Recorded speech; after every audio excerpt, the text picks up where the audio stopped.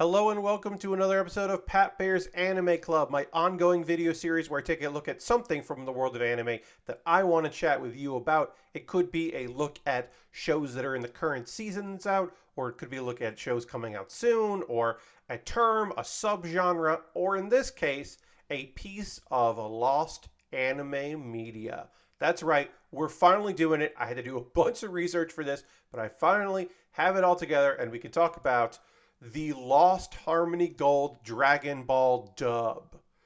Ooh, this was hey, spoiler alert, it's not lost anymore, but it was for a very long time. This was a piece of American anime legend and lore before the days of the Ocean dub, before Funimation. Somebody else tried to bring Dragon Ball to the United States, and that was unfortunately for everyone Harmony Gold. Now, who is Harmony Gold? Well, you may remember Harmony Gold for Robotech, the beloved and bemoaned series. Why? Well, if casual like, hey, Robotech seemed fucking cool, right? It seemed like adult as far as a cartoon goes. Back in '85, it was kind of groundbreaking. But it was a little weird, it was a little off, a little odd, a little thrown together. Maybe you missed an episode here or there. No, you didn't. It was just three different anime mashed together into make a series instead of just taking the thing, translating it, localizing it into popular terms or whatever, or pop culture things, or to make it make more sense, and editing here and there for television. No, instead of just doing that with, say, Super Dimension Fortress Macross, instead they merged it with, and I gotta read the names here because I don't remember them, with also Super Dimension Cavalry Southern Cross and Genesis Climber Mospeda. Throw all those together, you got yourself Robotech. So they already had success with this formula, which is, of course, a bummer in many ways. And then in 1989, they're like, we are going to bring to the United States Dragon Ball. They had two methods of approach. One was to combine the first and third movie, which the third movie hadn't even really actually been out in Japan yet when they got the license. They're going to combine the two into like an 80-minute television production. And then they're going to do like the first batch of episodes of Dragon Ball. You may remember that originally Dragon Ball, or you may think that the original version you saw was the 13 episodes. This is not that. This was actually just 5 episodes, right? So I did a little bit of digging into some of this. How we finally got this to not be lost media, we'll get into, but I'm just trying to set the scene here a little bit about this Dragon Ball interpretation.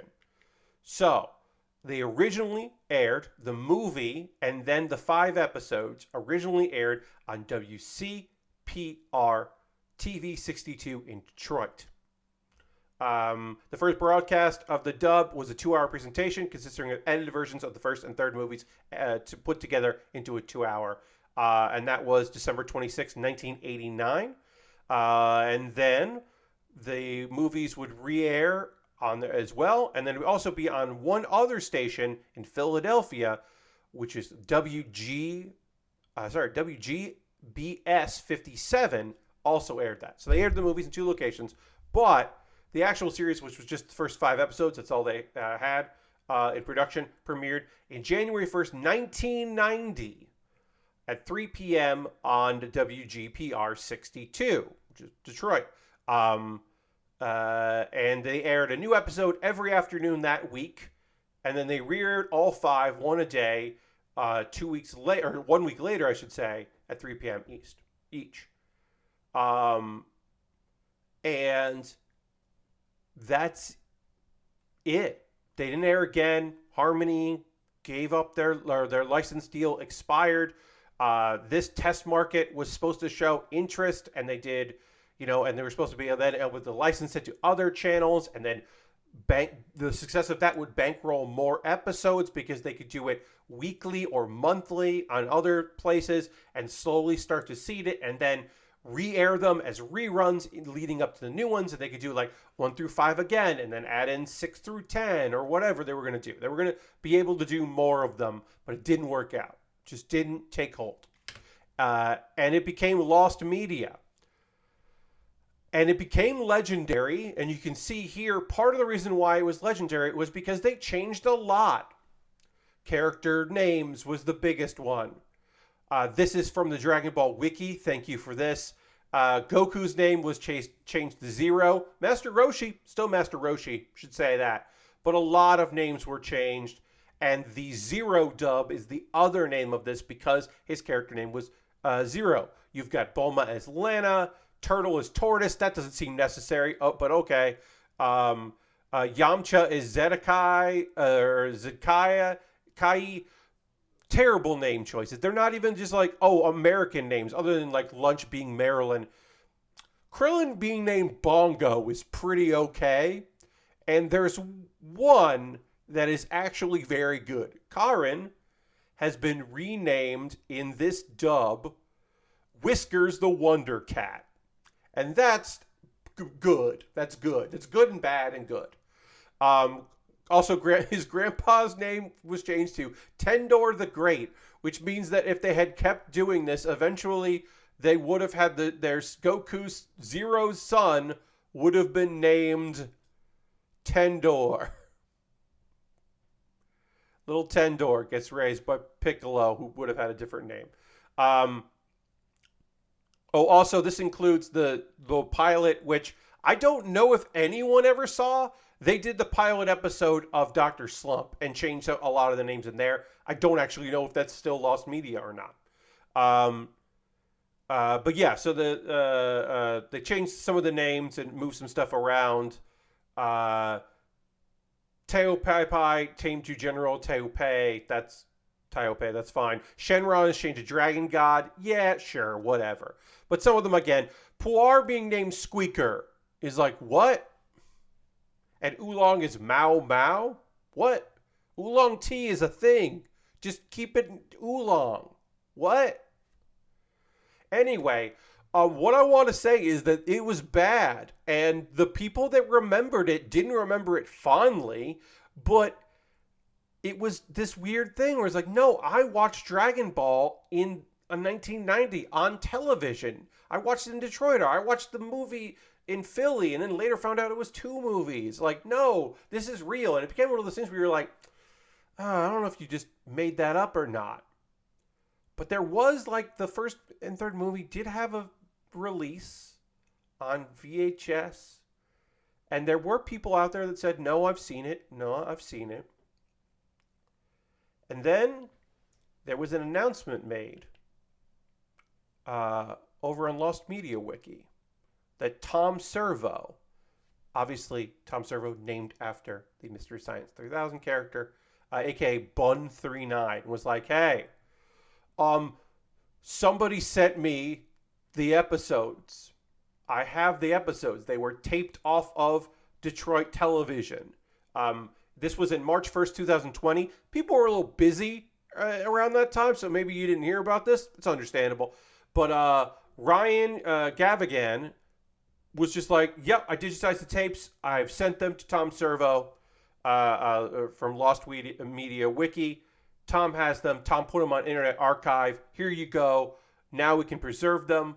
And it's publicly available, and you can go see that. Well, there was a bit of a problem with it, which was they were taped off of television and not great quality, especially the audio. The audio was really not up to standard, and it was easy enough to preserve it, but it was hard to restore it, right? Like the people that do that work, they're using AI, they're using cleanup in audio, they're ripping the audio out and putting it back in and doing whatever they can, using source material where they can for reference. They couldn't do that with this work. So you could watch it, but it was worth preserving, but not necessarily worth great for fan restoration. But don't worry about that, because this led to someone, we don't know who, someone was like, hey, Tom Servo, I have a recording of all 5 episodes at the highest quality possible on a VHS tape. And it's referred to as a bootleg. Now, that's not the same thing as what we're saying. That is implying, and we are making observations here using some deductive reasoning that perhaps somebody related somehow to Harmony Gold or an employee of Harmony Gold had a version of it.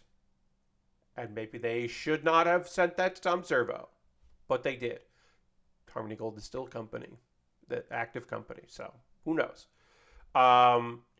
So then Bun 39 received that tape, digitized it from the tape, and we've got we've got the best possible version of that. And there's more. You'll find a link in the show description here on YouTube if you want to go download this. The Dragon Ball, the remastered Harmony Gold dub project is on Internet Archive. You can go get the originals if you want to watch those. You can get the ones there. They have done the work. These folks have done the work with Tom's help.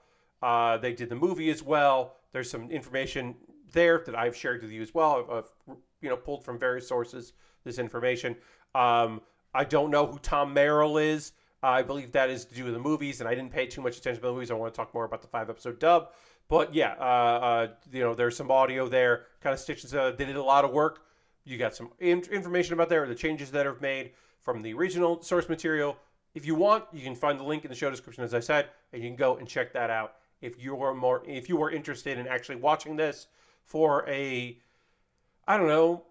just because you want to see how they did it. And if you remember the old days of heavily editing things, the 4Kids dubs, or just like completely changing the source material, and the same with like Samurai Pizza Cats, where it was a comedy and a fast-paced comedy, and it probably made sense that they edited it, that they did a localization that was different from the source material. My thoughts on the Lost Harmony Gold Dragon Ball dub. I'm glad that people can watch it. I've watched it. It's not good. I would say that the voice acting is subpar, even for 1990. I think it is bargain basement audio, and Funimation and Ocean and the other dubbing studios weren't necessarily blowing people out of the water, but at least they were more competent in the years around this time, few years later. I would say any other Dragon Ball version is probably superior. And I would say from nostalgia's perspective, the way I watched Dragon Ball, which was VHS tapes, that many times the source material was taped off of Japanese television, included commercials. So you get to see a Japanese voiceover for Tony the Tiger saying they're great. I think that's the best way to watch it. Or you can just watch it subbed. The Funimation subs on, Crunchyroll now if you want, but that's a pretty fun way to watch it. In my opinion, is to dig up some old VHS tapes and watch the fan subs of it. But if you want to watch the Harmony Gold dub, you can. It's not good, but you can watch it. Like I said, that was a heavily researched episode of Pat Bear's Anime Club. I'm very much prefer to be off the cuff when it comes to these videos. So it's been a while since I did something like this, which was a deep dive. I hope you enjoyed it. Let me know ideas for future Pat Bear's Anime Club videos. I believe my next video will be recommendations of things to watch that aren't this season of anime, because there's some good, but there's a lot of bad. And maybe you want to get caught up. So maybe I'll do that next. Let me know what you'd like to see. Let me know if you watched this, if you're going to go and download it. If you remember the 13-episode dub that you saw on Sunday mornings, and then suddenly it went away, and then Dragon Ball Z was there, and was like, what? Goku got older and has a son? Who's Piccolo? Let me know what your thoughts. I'd love to hear from you. Thanks for watching. Talk to you soon.